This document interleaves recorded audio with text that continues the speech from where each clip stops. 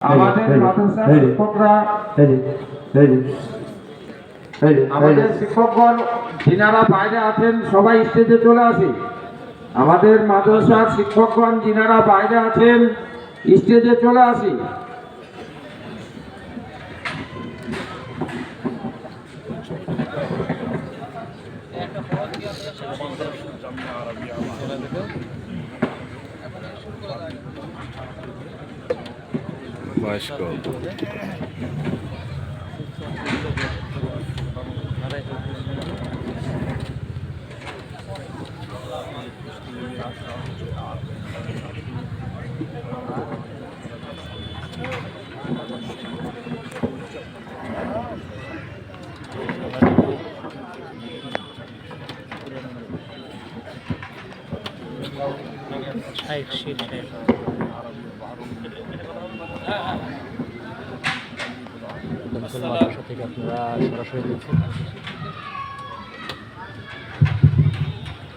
আসসালামু আলাইকুম ওয়া রাহমাতুল্লাহি ওয়া বারাকাতুহু।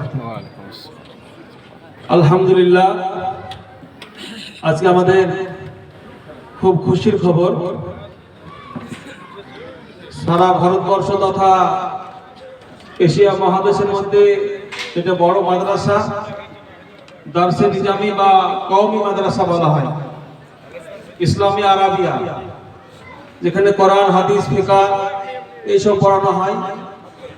তো এশিয়া মহাদেশের মধ্যে বড় মাদ্রাসা দারুল উলুম দেওবন্দ, যেটা আমাদের আরবি ভাষায় বলা হয় মুহাদ্দিস, এবং আমরা সচরাচর ভাষায় যেটা বুঝি সিনিয়র অধ্যাপক, সে দারুল উলুম দেওবন্দ ইউনিভার্সিটির সিনিয়র মুহাদ্দিস। এবং ভারতবর্ষে যতগুলো মাদ্রাসা আছে, আমাদের লাগভাগ পশ্চিমবঙ্গ প্রায় 1200-1300 মাদ্রাসা আছে। এরকম প্রত্যেকটা রাজ্যেই কোথাও 1000, কোথাও 1200, কোথাও 700 এরকম মাদ্রাসা আছে। তো এই মাদ্রাসার যে একটা সংগঠন আছে জামিয়া আরাবিয়া রাবেতায়, তো এই সংগঠনের এই তানজিমের হযরত সাধারণ সম্পাদক, তো আমরা হযরতকে পেয়েছি, জনাব হযরত মাওলানা শওকত আলী কাসেমি সাহেব দামাত বারাকাতুহু। আমাদের সৌভাগ্যের বিষয় আজকে এই বাহরুল উলুম ডোম্বল বাজারে মাদ্রাসায়, সেখানে বুখারী খতম, এখানে আমরা অংশগ্রহণ করার জন্য হযরতকে পেয়েছি। ওনার কাছে আমরা এই কিছুক্ষণের মধ্যেই শুরু হবে বুখারী খতম, তারপরে আমরা ওনার বক্তব্য শুনবো এবং দোয়া নিয়ে আমরা সকলেই এখান থেকে বিদায় নিয়ে যাবো ইনশাআল্লাহ। জি হযরত।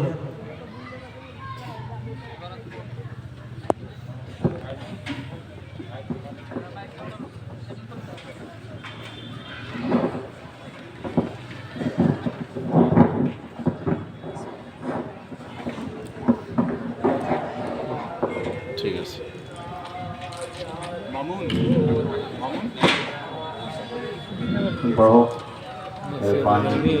चलो पढ़ो जल्दी। बिस्मिल्लाहिर्रहमानिर्रहीम। अल्हम्दुलिल्लाहि रब्बिल आलमीन वस्सलातु वस्सलामु अला सय्यिदिल अंबिया'i वल मुरसलीन व अला आलिहि वस्सहाबिहि अजमाइन। अम्मा बाद فإن أصدق الحديث كتاب الله وأحسن الهدي هدي محمد صلى الله عليه وسلم وخير الأمور عوازمها وشر الأمور محدثاتها وكل محدثة بدعة وكل بدعة ضلالة وكل ضلالة في النار. وبسند المتصل منا إلى الشيخ الإمام الهمام الحافظ الحجة أمير المؤمنين في الحديث أبي عبد الله محمد بن الإسماعيل بن إبراهيم بن المغيرة بن بردزبة الجوفي اليماني البخاري رحمه الله تعالى. اللهم انفعنا بعلومهم آمين يا رب العالمين. أنه قال: باب قول الله ونضع الموازين القسط ليوم القيامة وأن أعمال بني آدم وقولهم يوزن وقال مجاهد القسطس والعدل بالرومية ويقال القسط مصدر المقسط وهو العادل وأما القاسط فهو الجائر.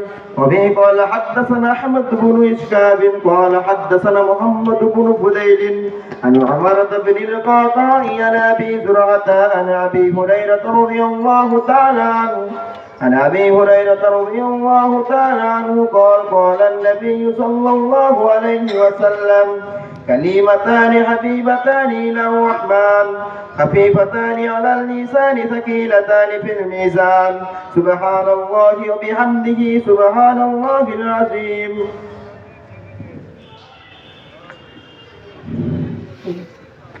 اور پڑھے گا کوئی؟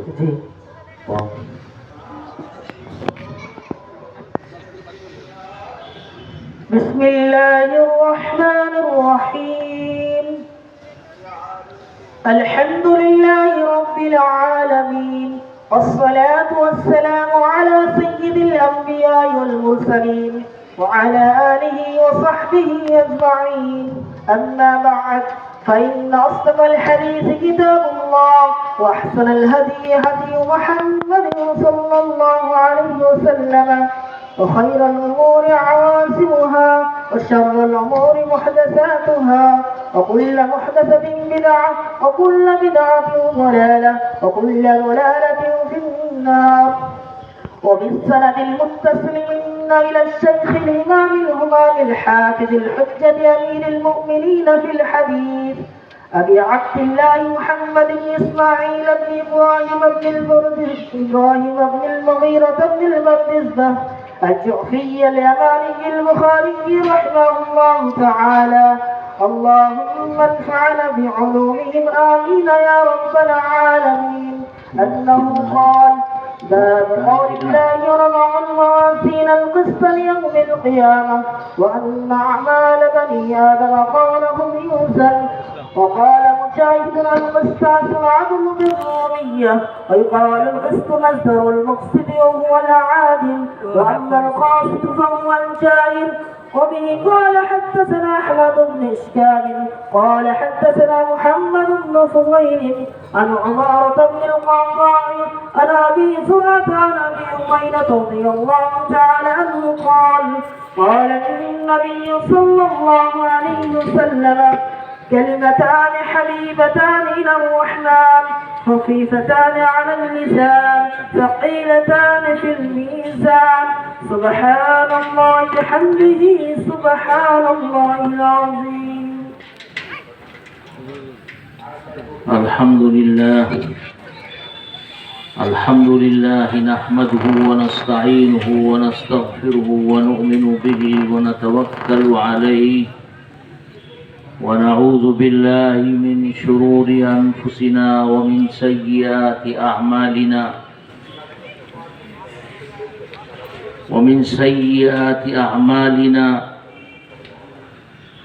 نحمده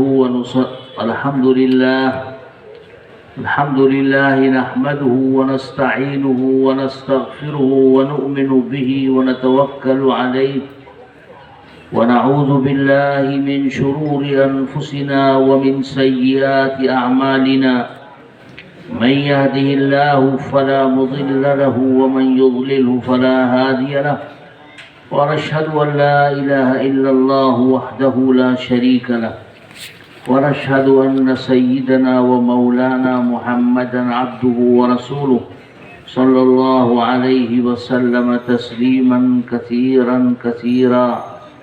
أما بعد فإن أصدق الحديث كتاب الله وخير الهدي هدي محمد صلى الله عليه وسلم وخير الأمور عوازمها وشر الأمور محدثاتها وكل محدثة بدعة وكل بدعة ضلالة وكل ضلالة في النار. فبالسند المتصل منا إلى الإمام الحافظ الحجة أمير المؤمنين في الحديث محمد بن إسماعيل ابن محمد ابن اسماعیل ابن المغیرہ ابن بردزبہ الجعفی البخاری رحمہ اللہ تعالی انہ قال باب قول اللہ ونضع الموازین القسط لیوم القیامہ وأن أعمال بني آدم وقولهم يوزن. وقال مجاهد القسطاس العدل بالرومية، ويقال القسط مصدر المقسط وهو العادل، وأما القاسط فهو الجائر. وبه قال حدثنا أحمد بن إشكابة قال حدثنا محمد بن فضيل عن عمارة بن القعقاع عن أبي زرعة عن أبي هريرة رضي الله تعالى عنه قال قال النبي صلى الله عليه وسلم كلمتان حبيبتان إلى الرحمن خفيفتان على اللسان ثقيلتان في الميزان سبحان الله وبحمده سبحان الله العظيم. محترم حضرات علماء کرام، مدرسہ بحر العلوم کے کمیٹی کے ذمہ داران اور اساتذہ کرام اور عزیز طلبہ اور جلسے میں تشریف فرما برادران اسلام، ابھی آپ کے سامنے دو طالب علموں نے بخاری شریف کے آخری باب اور آخری حدیث کو پڑھا ہے، اور میں نے بھی وہی عبارت دہرائی ہے. یہ بخاری شریف ہے جو حدیث کی سب سے بہتر اور سب سے بڑی کتاب. قرآن کریم یہ اللہ کا کلام اور اللہ کا بانی ہے، اور حدیث جو ہے یہ رسول اللہ صلی اللہ علیہ وسلم کا بانی اور کلام. قرآن حضرت جبرائیل کے ذریعے حضور صلی اللہ علیہ وسلم پر 23 سال میں اتارا گیا. آہستہ آہستہ جب ضرورت پڑتی حضرت جبرائیل آیتیں لے کر آتے، حضور صلی اللہ علیہ وسلم کو سناتے تھے. کبھی کبھی اللہ تعالیٰ آیتیں حضور کے دل پر براہ راست القاء، ڈائریکٹ القاء کرتا تھا، ڈالتا تھا. اس کو وحی کہتے ہیں. وحی کا مطلب ہے اللہ کا آدیش، اللہ کا حکم. یہ وحی اس لیے آتی ہے تاکہ مسلمان اس دنیا میں کس طرح زندگی گزاریں اس کی ہدایت ان کو دی جائے. تو قرآن اور حدیث یہ دو بنیادی چیزیں ہیں. قرآن اللہ بانی اللہ تعالیٰ کا کلام ہے، اور حدیثیں حضور صلی اللہ علیہ وسلم کا کلام. اور یہ حدیث جو ہے یہ قرآن کی تفسیر ہے. قرآن کریم پر عمل کے لیے حدیثیں ضروری. امام بخاری محمد ابن اسماعیل بخاری یہ ایک بڑے محدث اور بڑے امام ہیں، اور بھی بہت سے محدثین ہیں. 20 حدیث کی بڑی بڑی کتابیں ہیں، بلکہ سینکڑوں. لیکن اس میں سب سے بڑا درجہ امام محمد ابن اسماعیل بخاری کا ہے. اور یہ کتاب سب سے زیادہ مقبول ہے قرآن کے بعد. حدیث کی کتابوں میں سب سے زیادہ مقبول یہی کتاب. امام بخاری علیہ الرحمہ نے 6 لاکھ حدیثوں میں سے 6 لاکھ حدیثیں ان کے پاس تھی. اس میں سے بخاری شریف کی ان حدیثوں کا انتخاب کیا جو 7,000 سے کچھ زیادہ ہے، اور یہ کتاب اس طرح لکھی ہے کہ پہلے غسل کرتے تھے، نہاتے تھے، نہانے کے بعد 2 رکعت نفل پڑھتے تھے، پھر استخارہ کرتے تھے، دعا کرتے تھے کہ اے اللہ اگر یہ حدیث صحیح ہو تو میرے دل میں یہ ڈال دے کہ یہ صحیح حدیث ہے۔ جب حضرت امام بخاری کو یقین ہو جاتا تھا تب وہ حدیث کتاب میں اپنی کاپی میں رجسٹر میں لکھتے تھے۔ اس طرح سے ہر حدیث لکھنے سے پہلے غسل کیا ہے، نہایا دھویا ہے، 2 رکعت نفل پڑھی ہے، دعا کی ہے، پھر حدیث کو لکھا۔ اس لیے یہ حدیث بہت مقبول حدیث کی یہ کتاب ہے۔ امام بخاری علیہ الرحمہ نے یہ کتاب شروع کی ہے، یہ تو ایک وولیم، ایک جلد ہے، ایک جلد اسی طرح اور ہے۔ یہ کتاب شروع کی ہے باب کیف کان بدء الوحی سے،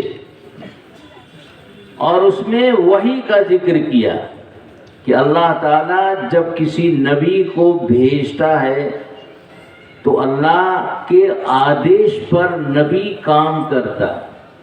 نبی کو یہ آدیش اللہ تعالیٰ 2 طرح سے دیتے ہیں، ایک تو حضرت جبرائیل کو بھیجتے ہیں اور وہ کوئی بات نبی کو بتاتے ہیں، یہ کلام الہی ہوتا ہے، اور ایک نبی کے دل میں اللہ تعالیٰ، جیسے ہمارے دلوں میں بہت سی باتیں آتی ہیں، ہمارے دل میں خیال آتا ہے کہ نیک کام کرنا چاہیے، بہت سے لوگوں کے دل میں آتا ہے کہ گناہ کے کام کرنے چاہیے، تو اس طرح اللہ جو ہے نیک کام کرنے کا خیال دل میں ڈالتا ہے، اور شیطان کی طرف سے گناہ کا کام کرنے کی بات دل میں آتی ہے۔ تو اللہ تبارک و تعالی نے قرآن اتارا، قرآن کی تفسیر یہ حدیثیں ہیں، یہ دین کی بنیاد ہے۔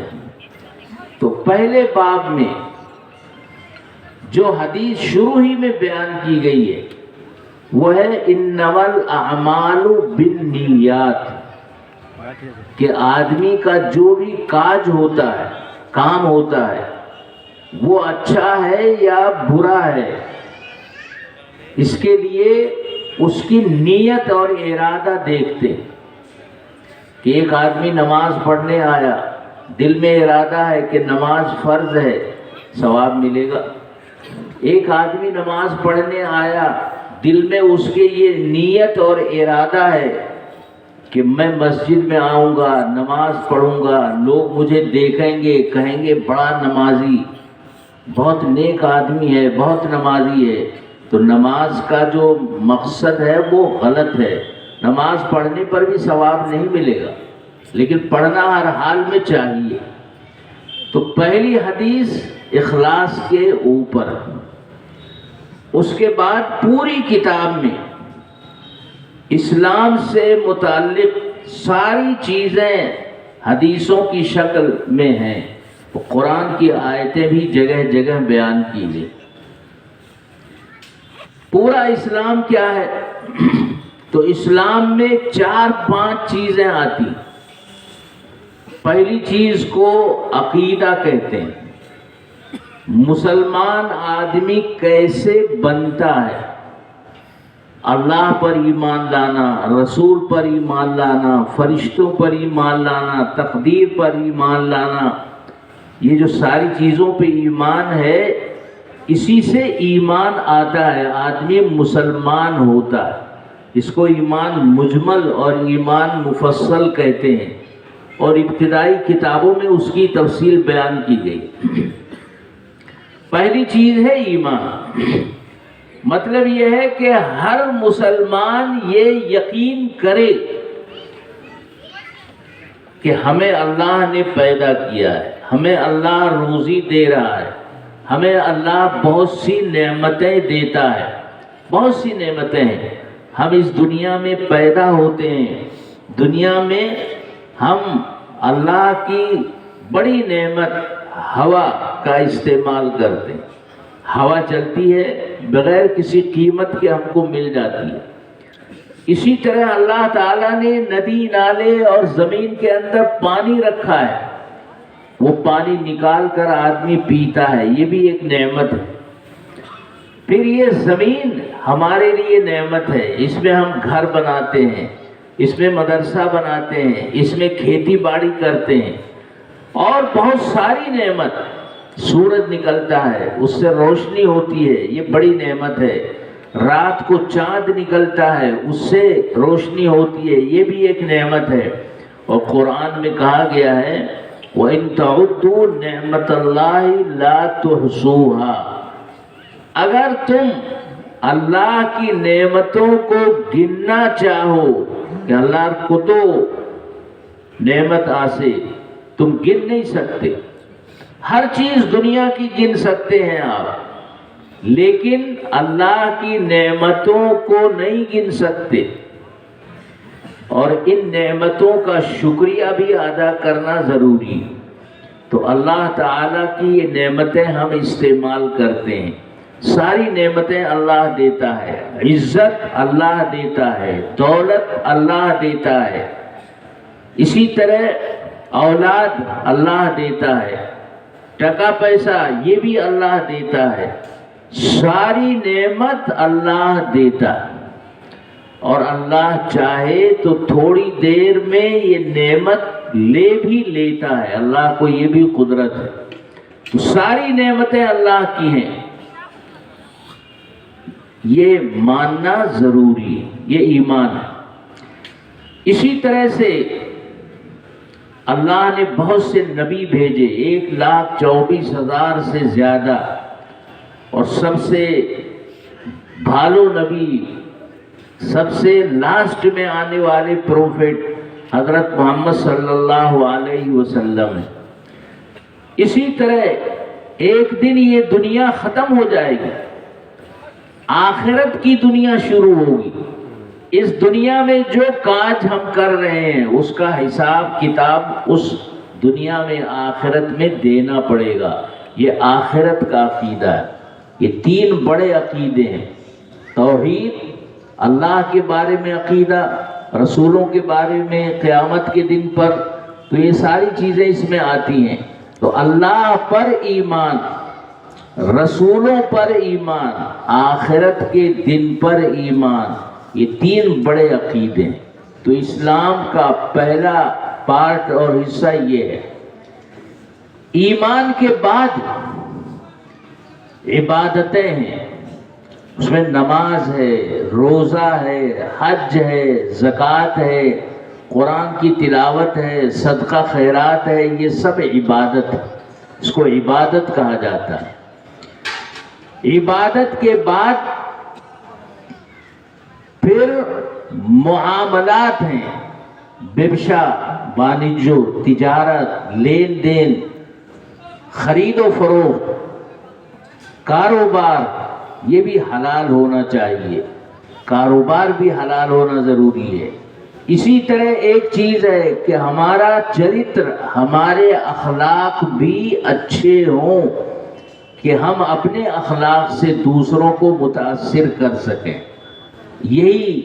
اسی طرح ایک چیز ہے معاشرت، کہ اسلام کے مطابق ہمارے گھروں میں رہن سہن ہو، ہم شرعی لباس پہنیں، ہمارے گھروں میں عورتیں اور ناری یہ اسلامی لباس پہنیں جس سے پردہ ہوتا ہو۔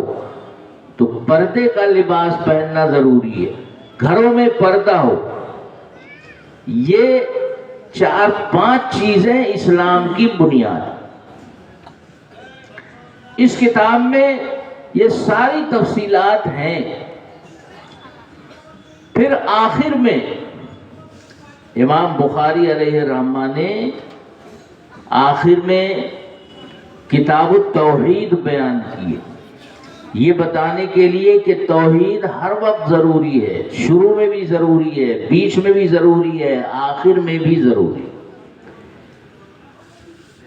اور اس کے بعد یہ بتایا ہے کہ آخرت، لاسٹ ڈے، جو آخری دن ہے، قیامت جب قائم ہوگی اور حساب کتاب ہوگا تو اللہ کے ہاں ہم سب کو پیش ہونا ہوگا، اللہ تعالیٰ حساب لیں گے۔ حساب کیسے ہوگا؟ دنیا میں ہر آدمی کے ساتھ 2 فرشتے لگے ہیں، ایک فرشتہ دائیں ہاتھ پہ رجسٹر میں نیکیاں لکھتا ہے، چاہے ہمیں نظر آئے یا نہ آئے، ایک فرشتہ بائیں کندھے پر ہے، وہ برائیاں لکھتا ہے، جو برائی ہم کرتے ہیں وہ لکھ لیتا ہے، جب توبہ کر لیتے ہیں تو مٹا دیتا ہے۔ یہ فرشتوں کا کام۔ دوسری بات یہ ہے کہ جو کام ہم کرتے ہیں وہ اللہ کو معلوم، ہر آدمی جو کام کرتا ہے اللہ تعالیٰ اسے دیکھ رہے ہیں، اسے جان رہے ہیں۔ ایک واقعہ ہے کہ ایک صحابی جا رہے تھے، بھوکے تھے، تو دیکھا کہ ایک آدمی بکریاں چلا رہا ہے، اس سے کہا کہ بھئی ایک بکری ہمیں دے دو، اس کو ہم ذبح کریں گے اور ہم لوگ مل کے کھائیں گے۔ تو اس نے کہا کہ یہ تو میری نہیں ہے، میں تو ایک رکھال اور چرواہا ہوں، مالک دوسرا ہے، مالک کی اجازت کے بغیر یہ بکری تمہیں نہیں دے سکتے۔ انہوں نے امتحان لینے کے لیے اس سے کہا کہ تمہارا مالک تو یہاں نہیں ہے، اگر ایک بکری ہمیں دے دو گے، بکری کو کیا کہتے ہیں؟ ساگل۔ میں گیا تھا ادھر ایک دفعہ بنگلہ دیش، تو وہاں ایک جگہ ملی تو بتایا ساگل نائی، اس کا نام ہے ساگل نائی، بکری نہیں ہے۔ تو وہاں گاندھی جی گئے تھے، وہ بکری کا دودھ پیتے تھے، مہاتما گاندھی۔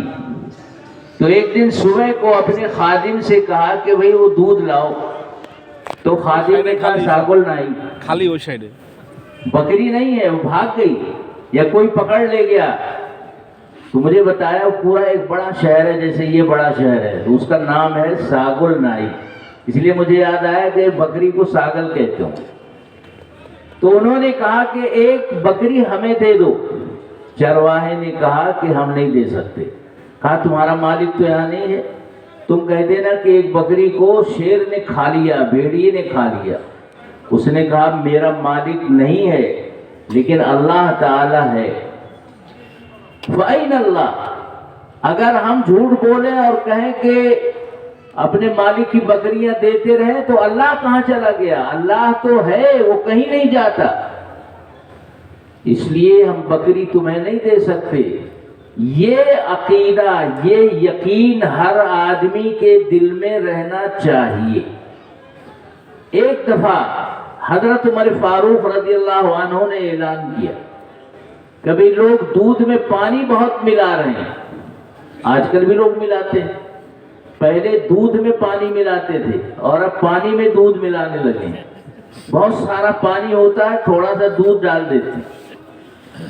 تو اس زمانے میں یہ شروع ہو گیا تھا، حضرت عمر رضی اللہ عنہ نے اعلان کیا کہ کوئی آدمی دودھ میں پانی نہ ملائے، پکڑا گیا تو بہت سزا دیں گے۔ تو وہ اعلان کر کے گھر میں نہیں بیٹھ جاتے تھے، وہ باہر نکل کے دیکھتے تھے کہ پبلک ہماری باتوں پہ عمل کر رہی ہے یا نہیں۔ تو ایک دروازے پہ کھڑے ہوئے، اندر بات کرنے کی آواز آ رہی تھی، ایک بوڑھی عورت لگ رہی تھی، وہ اپنی بیٹی سے کہہ رہی تھی کہ آج گائے ہوگی یا جو بھی ہو، آج دودھ کم ہوا ہے، تھوڑا سا اس میں پانی ملا ہے۔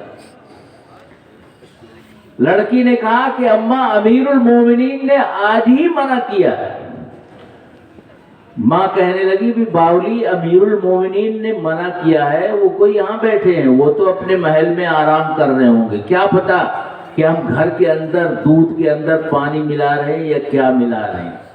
تو اس لڑکی نے کہا کہ اماں امیر المومنین نہیں ہے یہاں، ہو سکتا ہے کہ وہ اپنے گھر میں آرام کر رہے ہوں، لیکن اللہ تبارک و تعالی تو ہے، اللہ دیکھ رہا ہے کہ ہم امیر المومنین کے حکم کے خلاف کر رہے ہیں، میں تو پانی نہیں ملاؤں۔ حضرت عمر رضی اللہ عنہ نے مکان پہ نشان لگایا، صبح کو پولیس کو بھیج کر دونوں کو بلوایا، معلوم ہوا کہ ایک بوڑھی عورت ہے، ایک اس کی بیٹی ہے۔ حضرت عمر نے فرمایا کہ تو بوڑھی عورت ہے اور اپنی لڑکی کو گناہ کی تعلیم دے رہی تھی، تجھ سے بہتر تو تیری لڑکی ہے، اور وہ ایک عام غریب گھرانے کی لڑکی تھی، لیکن حضرت عمر رضی اللہ عنہ نے اس کا تقوی دیکھا اور اپنے ایک لڑکے سے اس کا نکاح کیا، اپنی بہو بنایا اس کو۔ تو حضرت عمر رضی اللہ عنہ خلیفہ تھے، لیکن ایک عام آدمی کی لڑکی سے اپنے لڑکے کا نکاح کیا، کیوں؟ کہ وہ اللہ سے ڈرنے والی تھی، دیندار تھی۔ حدیث میں ہے کہ فظفر بذات الدین، لوگ کبھی مال کی وجہ سے شادی کرتے ہیں، کبھی بڑا خاندان دیکھ کر کرتے ہیں، کچھ نوجوان لڑکے لڑکی کا حسن و جمال دیکھ کر بھی کرتے ہیں، فرمایا، اور کچھ لوگ دین دیکھ کر بھی کرتے ہیں کہ لڑکی دیندار ہونی چاہیے، پڑھی لکھی ہونی چاہیے۔ حدیث میں ہے فظفر بذات الدین، صحابی سے آپ فرما رہے ہیں دیندار لڑکی سے نکاح کرو تو تم کامیاب رہو گے۔ تو کامیابی دیندار لڑکی سے نکاح میں ہے، مالدار لڑکی سے نکاح میں کامیابی ہے یا نہیں، یہ حدیث نہیں بتا رہی۔ اس لیے دیندار دیکھنا چاہیے۔ اگر دیندار کے ساتھ لڑکی مالدار بھی ہے تو بہت اچھا، اگر دیندار ہونے کے ساتھ ساتھ وہ خوبصورت بھی ہے تو اور اچھا، اور اگر دیندار ہونے کے ساتھ ساتھ وہ بڑے خاندان کی ہے تو یہ اور بڑی بات ہے۔ اس لیے دینداری کو بھی دیکھنا چاہیے۔ یہ بیچ میں ایک بات میں نے کہہ دی، تو اصل چیز ہے اللہ کا ڈر۔ یہ سمجھنا چاہیے کہ اللہ تعالی ہمیں دیکھ رہے ہیں، ہم کہیں بھی ہوں، سو رہے ہیں، جاگ رہے ہوں، کچھ بھی کر رہے ہیں۔ ایک بزرگ تھے، انہوں نے اپنے مریدوں کو بلایا اور سب کو کہا کہ یہ ایک ایک مرغا لے کر جاؤ اور ایک چھری لے کر جاؤ، ایسی جگہ یہ مرغا ذبح کرنا جہاں کوئی دیکھنے والا نہ ہو۔ سارے لوگ گئے، مرغی واپس لے کر آ گئے ذبح کر کے۔ پوچھا کسی نے دیکھا تو نہیں؟ کہا کہ نہیں، کسی نے نہیں دیکھا، میں گھر کے اندر گھس کر چھپ کر میں نے ذبح کیا، وہاں کوئی نہیں تھا۔ کوئی کہہ رہا ہے کہ میں چھت کے اوپر ذبح کیا، وہاں کوئی نہیں تھا۔ کوئی کہہ رہا ہے کہ میں یہ درخت کی آڑ میں ذبح کیا، وہاں کوئی نہیں تھا۔ ایک آدمی وہ مرغی اسی طرح لے کر واپس آیا۔ شیخ نے کہا کہ تم نے کیوں نہیں ذبح کیا؟ تو انہوں نے کہا کہ حضرت کوئی جگہ ایسی نہیں ملی جہاں مجھے کوئی دیکھنے والا نہ ہو۔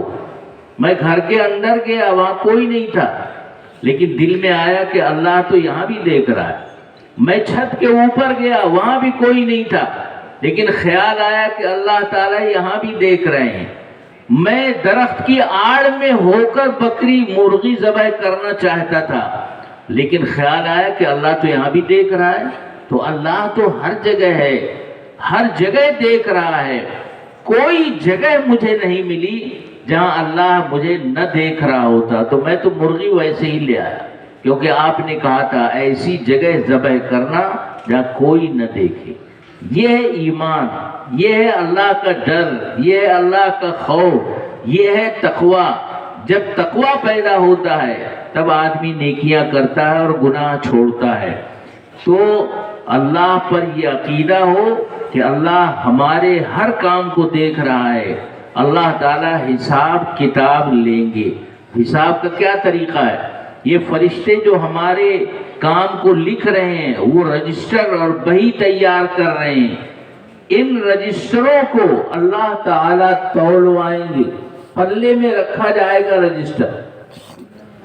دو پلے ہوں گے، ایک نیکی کا پلہ، ایک گناہ کا۔ اگر نیکی کے پلے میں نیکیاں زیادہ ہیں تو یہ پلہ جھک جائے گا، گناہ والا اٹھ جائے گا، یہ جنت میں چلا جائے گا۔ اور اگر گناہ کے پلے میں گناہ زیادہ ہے تو وہ جھک جائے گا اور یہ نیکی والا پلہ اٹھ جائے اور یہ آدمی جہنم میں چلا جائے. اور اگر نیکی اور گناہ دونوں برابر ہیں تو ایسے آدمی کو پہلے بیچ کی ایک جگہ میں داخل کیا جائے گا جس کو اعراف کہتے ہیں، جہاں جنت کا آرام بھی ہے اور جہنم کی تکلیف بھی ہے، اور جب وہ سزا کاٹ لے گا تو جنت میں جائے. امام بخاری علیہ الرحمہ طلبہ اور علماء جانتے ہیں یا بڑی بحثیں محدثین کرتے ہیں، لیکن یہ عام جلسہ بھی ہے. یہ ساری علمی بحثیں یہاں میں آپ کے سامنے نہیں بیان کروں گا کیونکہ وہ صرف طلبہ اور علماء سمجھیں گے، عوام نہیں سمجھیں گے. بس یہ سمجھیے کہ یہ جو آخری باب ہے اللہ تعالیٰ کی آیت امام بخاری نے اس میں نقل کی ہے، وَنَضَعُ الْمَوَازِينَ الْقِسْطَ لِيَوْمِ الْقِيَامَةِ، قیامت کے دن ہم انصاف کی ترازو رکھیں گے. ترازو ہوگی، رجسٹر تولا جائے گا، اعمال تولے جائیں گے. گناہ زیادہ ہوا تو جہنم، نیکیاں زیادہ ہوئی تو جنت، بیچ بیچ میں ہوا تو اعراف. اس لیے ہر آدمی کو اللہ سے ڈر کر عمل کرنا چاہیے. کچھ گروہ اور کچھ گروپ مسلمانوں کے ایسے تھے جو کام اور عمل کو تولنے کے خلاف تھے. یہ ہمارے علماء سب تفصیل جانتے ہیں. امام بخاری ان کا رد کرنا چاہتے ہیں. آگے یہ ہے وَأَنَّ أَعْمَالَ بَنِي آدَمَ وَقَوْلَهُمْ يُوزَنُ، انسان کے اعمال اور انسان کی باتیں بھی تولی جائیں. منہ سے ایک آدمی بولتا ہے، وہ بات منہ سے نکلی، وہ کہیں باہر رکھی ہے کہ اسے اٹھا کے آپ تول دیں. اس لیے کچھ لوگ یہ کہتے تھے کہ یہ عقل میں آنے والی بات نہیں ہے، منہ سے جو بات نکل رہی ہے اسے کیسے کوئی تولے گا. تو وہاں علماء نے بیان کیا ہے کہ منہ سے جو بات نکلتی ہے وہ بھی رجسٹر میں لکھی جاتی ہے. جیسے ایک آدمی اللہ ایک دفعہ کہتا ہے تو اللہ رجسٹر میں لکھا جاتا ہے، اس اللہ کا ایک وزن ہے، اس کو تولا جائے گا. لیکن علامہ انور شاہ کشمیری علیہ الرحمہ نے یہ تحقیق کی ہے کہ سائنس دانوں کا یہ کہنا ہے کہ حضرت آدم، بلکہ دنیا جب سے ہے اس وقت سے لے کر اور حضرت آدم کی پیدائش سے لے کر جب سے انسان پیدا ہوا ہے، انسان نے جو بھی باتیں کی ہیں وہ باتیں فضا میں خلا میں محفوظ ہیں. ہو سکتا ہے کہ کل کوئی ایسی مشین جاری ہو جائے، ایجاد ہو جائے کہ یہ فضا کی باتیں وہ ریکارڈ کر لے کہ حضرت آدم پیدا ہوئے تھے تو کیا کہا تھا، جنت میں تھے تو کیا بات کی تھی، دنیا میں آئے تو کیا بات کی تھی، ان کے بیٹوں نے کیا باتیں کی ہیں، یا حضور صلی اللہ علیہ وسلم تک سارے لوگ جو رہے کیا کیا بولتے رہے. جس طرح آدمی کی بات کو ریکارڈ کر لیا جائے اور پھر ریکارڈ کو چلایا جائے، اسی طرح ہر انسان کی بات فضا میں محفوظ ہے. اللہ جب چاہے اسے چلا بھی سکتا ہے اور ثابت کر سکتا ہے کہ انسان کی بات محفوظ ہے. تو معلوم یہ ہوا کہ ہماری زبان جو ہے یہ بڑی اہم بات ہے. زبان کا صحیح استعمال کرنا چاہیے، زبان سے اچھی بات کہنی چاہیے، جھوٹ نہیں بولنا چاہیے، غیبت نہیں کرنی چاہیے، دو آدمیوں میں جھگڑا نہیں کرانا چاہیے، اور جو بری باتیں زبان سے ہوتی ہیں ان سے بچنا چاہیے. ایک حدیث میں ہے کہ نبی اکرم صلی اللہ علیہ وسلم نے ارشاد فرمایا استحیوا من اللہ حق الحیا، کہ اے لوگوں اللہ سے شرماؤ. صحابہ نے کہا کہ یا رسول اللہ ہم شرماتے ہیں. کہا نہیں، یہ مطلب نہیں ہے. اللہ سے شرمانے کا مطلب یہ ہے ان تحفظ الراس وما حوا وتحفظ البطن وما وعا وتذكر الموت والبلا ومن اراد الآخرة ترك زینت الدنیا. اللہ سے شرمانا یہ ہے کہ آدمی اپنے سر، ماتھا اور ماتھا کے اندر جو بھی چیزیں ہیں، ناک ہے، کان ہے، آنکھ ہے، منہ ہے، ان کو گناہ سے بچائے، ان سے کوئی گناہ نہ کرے. اسی طرح پیٹ اور پیٹ کے پاس جو شرمگاہ ہے اس سے جو گناہ ہوتے ہیں ان سے آدمی بچے۔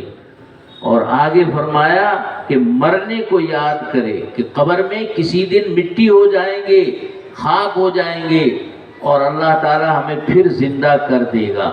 وَأَن تَذْكُرَ الْمَوْتَ وَالْبِلَى وَمَنْ أَرَادَ الْآخِرَةَ تَرَكَ زِينَةَ الدُّنْيَا، اور جو آخرت چاہتا ہے وہ دنیا کے ٹیپ ٹاپ اور جھمیلوں کو چھوڑتا ہے، آخرت کی طرف متوجہ رہتا ہے۔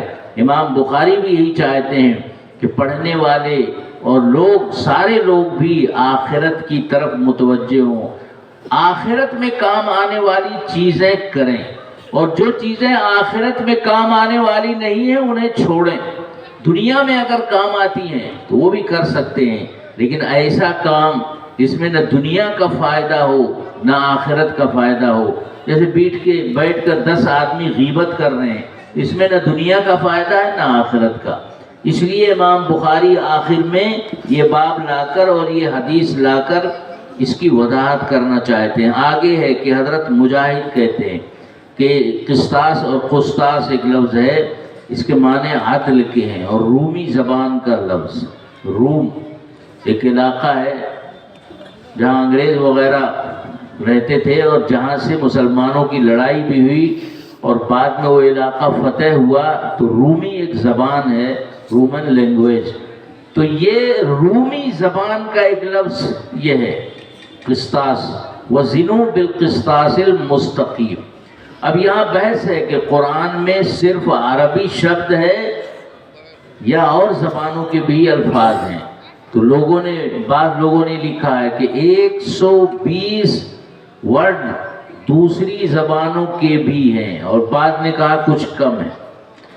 اس میں سنسکرت کا لفظ بھی ہے جو عربی میں استعمال ہوتا ہے، فارسی کے بہت سے لفظ ہیں جو عربی میں استعمال ہوتے ہیں، اسی طرح اور زبانوں کے الفاظ ہیں، اور یہ زبان جو اچھی ہوتی ہے اس میں دوسری زبان کے الفاظ بھی استعمال ہوتے ہیں۔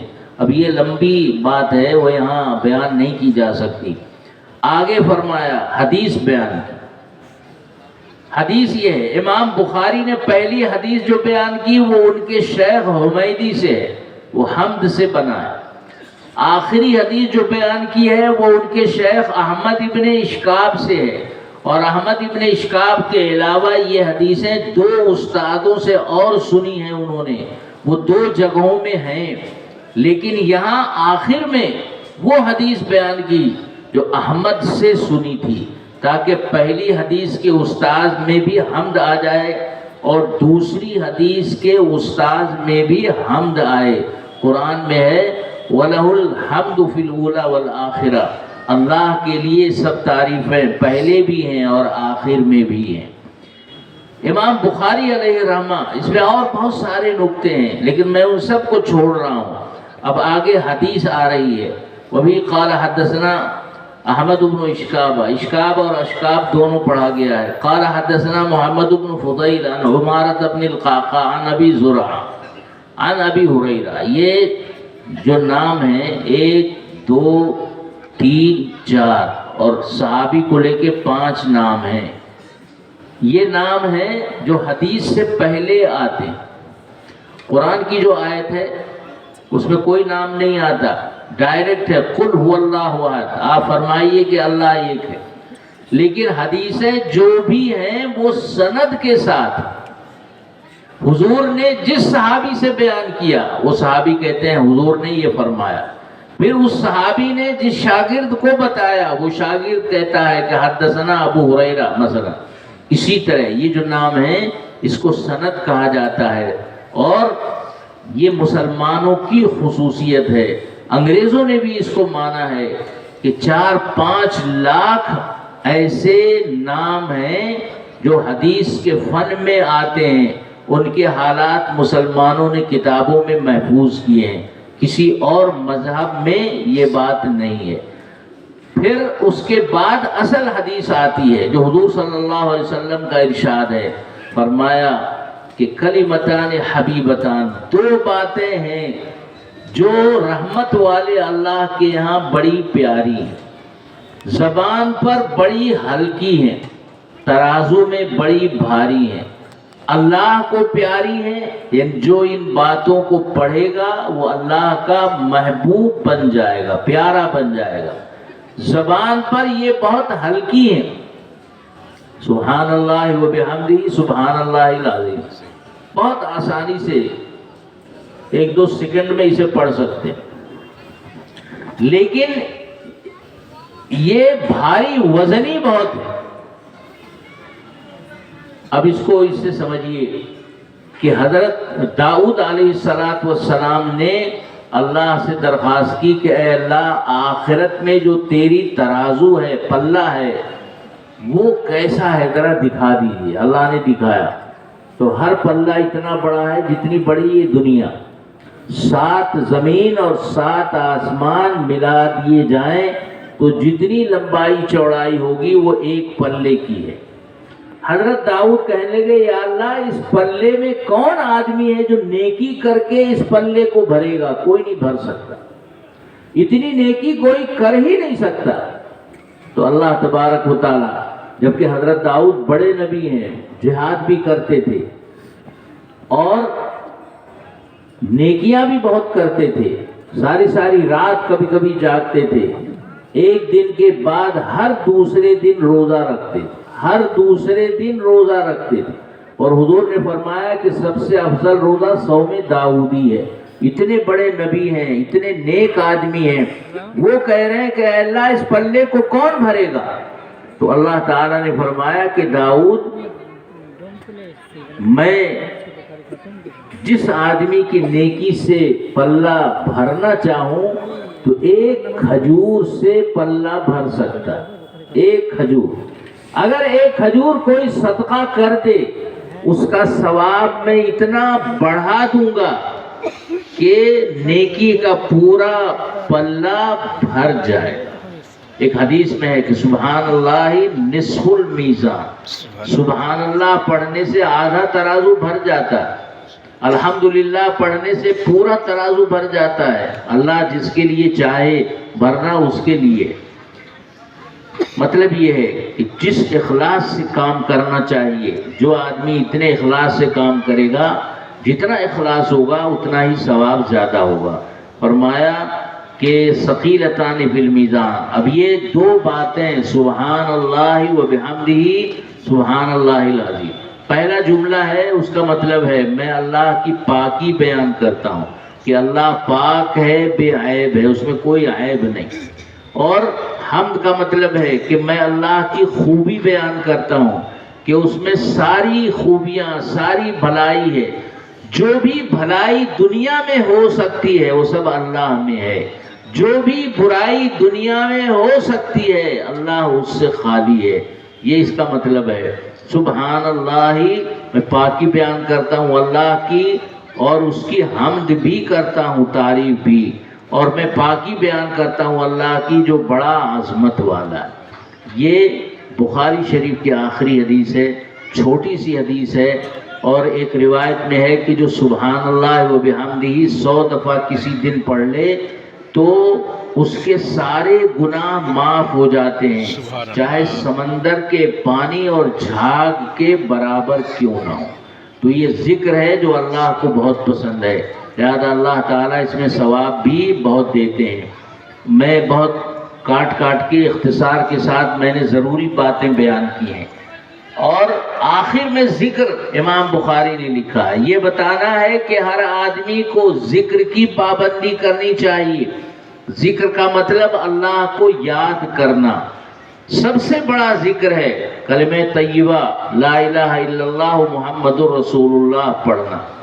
اسی طرح سبحان اللہ ایک ذکر ہے، الحمدللہ ایک ذکر ہے، اللہ اکبر ایک ذکر ہے، لا حول ولا قوت الا باللہ ایک ذکر ہے۔ کتابیں بھری پڑی ہیں ذکر سے، کوئی بھی تسبیح آدمی پڑھنے کی عادت ڈالے اور یہ تسبیح پڑھے تو زیادہ ثواب ہے، اور جب تک ذکر اللہ کا ہوتا رہے گا دنیا قائم رہے گی۔ جب ایک آدمی بھی اللہ کا ذکر کرنے والا نہیں ہوگا یہ دنیا فنا ہو جائے گی۔ اللہ تعالی ہم سب کو अपने ज़िक्र की पाबंदी की तौफीक अता फरमाए, और जो बच्चे बुखारी ख़त्म कर रहे हैं अल्लाह उनको सही आलिम बनाए और ये हमेशा ज़िंदगी भर दीन की खिदमत करें। मैंने बुखारी शरीफ हज़रत मौलाना नसीर अहमद खान साहब जो दारुल देवबंद के शेखुल हदीस थे उनसे पढ़ी है अव्वल, और सानी हज़रत मौलाना मोहम्मद सालिम साहब और हज़रत मौलाना अंजर शाह साहब, और ये तीनों शागिर्द हैं हज़रत शेखुल इस्लाम मौलाना हुसैन अहमद मदनी के। हज़रत शेखुल इस्लाम ने बुखारी हज़रत शेखुल हिंद मौलाना महमूद हसन देवबंदी से पढ़ी है। उन्होंने अपने उस्ताद हुज्जतुल इस्लाम हज़रत मौलाना कासिम साहब नानोतवी से पढ़ी है। उन्होंने अपने शेख अब्दुल गनी मुजद्दिदी अलैहि रहमा से पढ़ी है। उन्होंने हज़रत शाह मोहम्मद इसहाक साहब से पढ़ी है। उन्होंने हज़रत शाह अब्दुल अजीज़ साहब मुहद्दिस देहलवी से, और उन्होंने अपने वालिद हज़रत शाह वलीउल्लाह साहब मुहद्दिस देहलवी से पढ़ी है। ये हमारी बुखारी शरीफ की सनद है, और मैं जो तलबाए बुखारी पढ़ चुके हैं अपने असातिज़ा की शराइत के मुताबिक अगर ये दीन के तकाज़ों पे अमल करेंगे तो मैं इनको भी बुखारी शरीफ और दौरे की तमाम किताबों की रिवायत की इजाज़त देता हूँ। व आखिरु दावाना अनिल हम्दुलिल्लाहि रब्बिल आलमीन। दुआ पगड़ी है तो बांधिए, दुआ कर लो फिर बांध दीजिए, या बांध दीजिए फिर दुआ कर लें।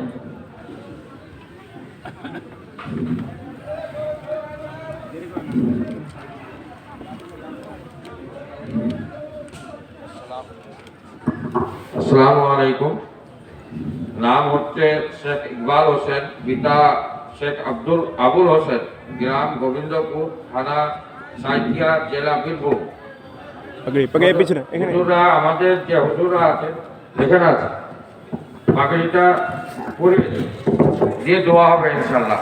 দোয়ার পর সঙ্গে সঙ্গে আজান হবে, 10 মিনিট টাইম দেওয়া হবে ওযু করার জন্য। ওই ধারে চলো, ওই ধারে চলো। এই সাইডে মুখটা দেখান। হুজুর